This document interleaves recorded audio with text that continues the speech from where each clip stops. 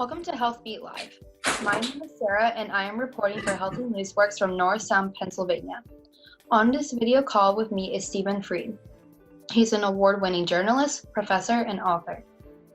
His most recent book is about Benjamin Rush, who is one of the nation's founding fathers and a doctor. Dr. Rush treated patients during the 1793 yellow fever epidemic in Philadelphia. Mr. Fried, thank you for taking the time to appear on Health Beat Live. Thanks for having me. It's my pleasure. My first question is, what was it like in Philadelphia during the 1793 yellow fever epidemic? It was a nightmare. And if you think that being locked in our houses right now and being so protective is a difficult thing, imagine being in a city, the largest city in America, in the hottest time of the year, when everybody is afraid of dying.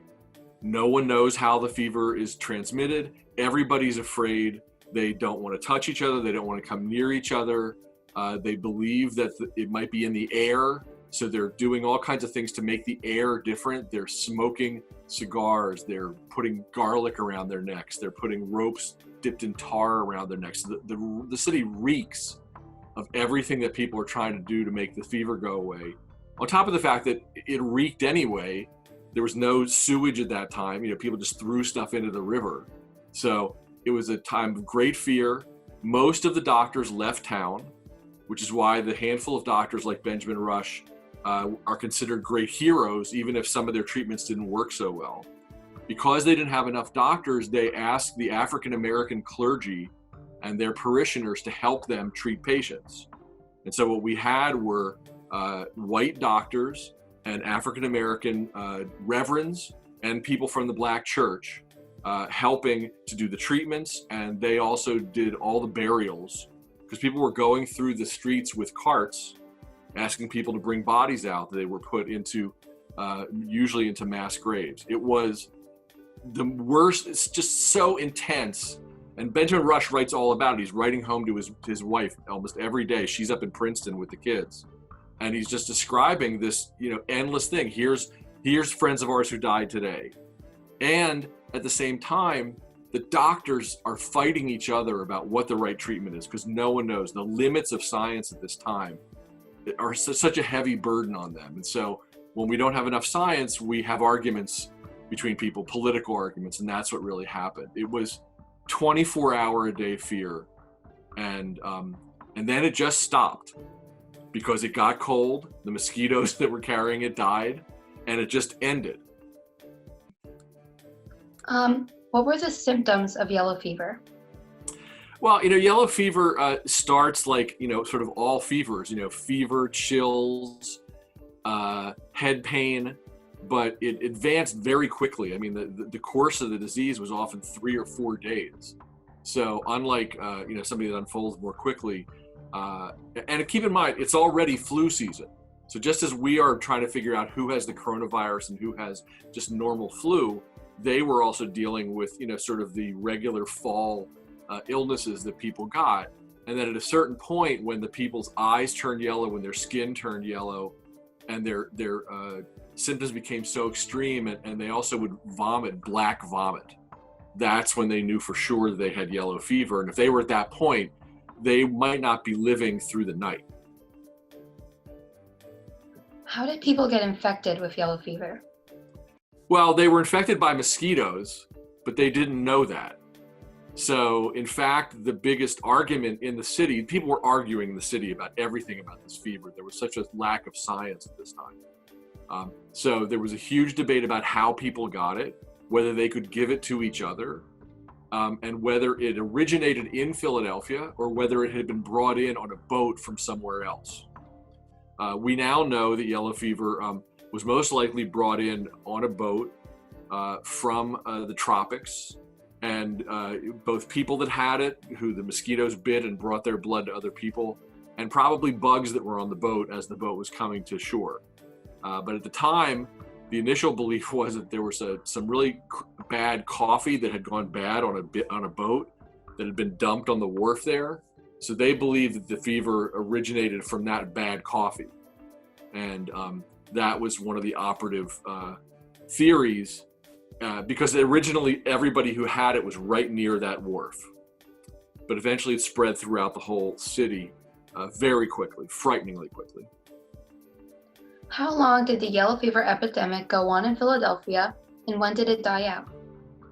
It started in the middle of August, but they didn't realize till the end of August that it had already started. And it began petering out as soon as it got cold in the beginning of November, and it was gone within the first week or two of November, and then there were no more cases, and it just disappeared because all the mosquitoes died because it was cold. What are the similarities and differences between the yellow fever epidemic in 1793 and today's pandemic with the coronavirus? I think one of the basic ones is the basic American fight between the desire for the government to step up with the best science and people to be free to do whatever they want. Also, there were huge fights between doctors. I think we have less of that during coronavirus, but the biggest aspect of this at this time was that the doctors were very hugely disagreeing about what the treatment should be. And because they couldn't treat enough people, many doctors had fled the city, they put their treatments in the newspaper.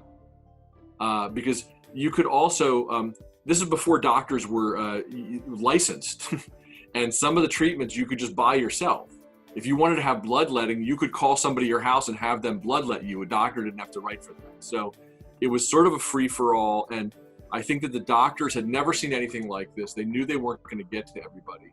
So in one of the first true acts of public health, they published their prescriptive ideas in the newspaper, fighting about these things in the newspaper, and then people would get the treatments they wanted based on what they read in the newspaper, which is not the best way to run public health. But these doctors were really disagreeing. And keep in mind, at that time, they had so little of the scientific information that we have. There's no way to test for what these people had at all. But it was really a free-for-all, and there's a lot to learn from the failure of the doctors to stick together. They really attacked each other so much that you could easily fear like, well, no doctors know anything if they're all fighting with each other so much about this. But I think what we always find even today, that when science is lacking, politics steps in. And partisan politics stepped in just as it has in our coronavirus. In fact, there were two parties, the Republicans and the Federalists, and the one treatment was called the Federalist treatment and the other treatment was called the Republican treatment. So you shouldn't be picking your medical treatments based on politics, but people did then, and sadly sometimes they do now. What impact did the yellow fever epidemic have on younger generations? Well, two things. First of all, yellow fever in America is really the beginning of organized public health. So if you want to look at countries, democratic countries that try to solve problems together in a public health way, the response to yellow fever is the first time that's ever done. In Philadelphia, that meant they filled in a tidal creek that came off the Delaware River, which they believe the pollution in that creek was part of the reason that this had happened. And there was a lot of writing about what had gone on here, because the thing is that these fevers came back. It was a really bad era. There were yellow fever epidemics during several falls in Philadelphia, in New York, in Baltimore, between 1793 and the early 1800s. So the debates about this, can you get it from another person, or does it come from the bad air? It went on for many, many years, and people were afraid. I mean, the minute that August came in these major American port cities, people were afraid that they were going to get it. And every little symptom they had, they were like, is that it? Do I have it? People say, like, do I look yellow? Do my eyes look yellow? Does my skin look yellow? So there was incredible fear about this. And it didn't go away. And it caused a lot of problems, because the other part of it is that, of course, the U.S. government was based in Philadelphia at this time. And it always started again in September after the summer recess. So people would come back for the summer recess, and like George Washington and John Adams and Alexander Hamilton, these people were all like kind of scared to be in a coastal town because they know yellow fever could come again. What are some of the treatments for the yellow fever? Well, everybody started at the beginning of it giving, the basic treatments they had at that time. They had, change of diet. They had liquids. They would give people a Peruvian bark that had quinine in it. Wine was actually a treatment. So those were the lightest treatments. Rest, because they believed that the fever could come to you in the air. They wanted you in an isolated room without a lot of people around. There's something similar to that. What Rush found was that people kept dying if he did that. And so he added the next level of strength of treatment, which at that time were what we refer to as purges. They're different powders. Some of them have mercury in them, mercury was used as medicine then. It's not such a good thing. And it would make you either throw up or have diarrhea, the idea being that if some bad thing was in your body, that would get it out of there. And then the most extreme treatment at that time, sort of the chemotherapy of the day, was bloodletting. And bloodletting had existed for hundreds and hundreds of years. And it was believed to lower the volume of the blood, lower the severity of the pulse, and again, to get bad things out of the system by getting the blood out. And the way you did bloodletting was you actually, it's the same way we take blood today. They would put a lancet in the crook of your arm, and then they put a bowl underneath it, and they would catch the number of ounces. The doctor would prescribe how many ounces they wanted you to take and how many times they wanted you to be bled a day. Keep in mind that bloodletting could be done by a barber. It was not something that a surgeon had to do. And so what's interesting about most of these treatments of yellow fever, you could go to the drugstore and buy medicine without a prescription, and you could get bloodletting without a doctor telling you to. So at a certain point, there were not enough doctors. Most of the doctors fled town. So people were treating themselves based on what they read in the newspapers.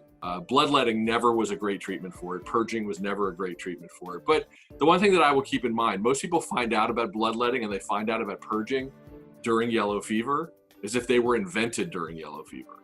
These were the most common medical treatments of the day. They had been for decades. And if you think that they went out of favor after yellow fever, it's not true. Bloodletting was used until the late 1800s as a standard treatment.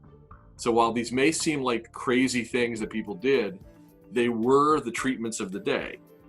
People were more afraid of bloodletting than other treatments, but they were the treatments of the day. What was the death rate for the fever 19, and is it more deadly than the coronavirus? It was definitely much more deadly. Well, look, we don't know what the coronavirus final death rate's going to be, but I believe that what we talk about right now is of the people who were diagnosed, 2% died. Okay, in Philadelphia, 10% of the entire population died in 3 months. So I don't know what percentage of the people who had it that was, and those statistics are a little squishy because what we don't know, since it started at the end of August when a lot of Philadelphians, just like today, were still at the shore or in the country because it was really hot in Philadelphia in the summer. So we don't know how many people didn't come back. When we do those figures, we just take the number of people who died, which is about 5,000. We take the population of Philadelphia at that time, which was 50,000. But what if 5,000 people or 10,000 people weren't in town, which is certainly possible. So I think that 10% rate might have even been higher. And what percentage of the people who had it died, it could have been 80 or 90%. We really don't know. And I think it's important to be careful when you look at the yellow fever statistics. We don't have good numbers on anything except the number of people who died.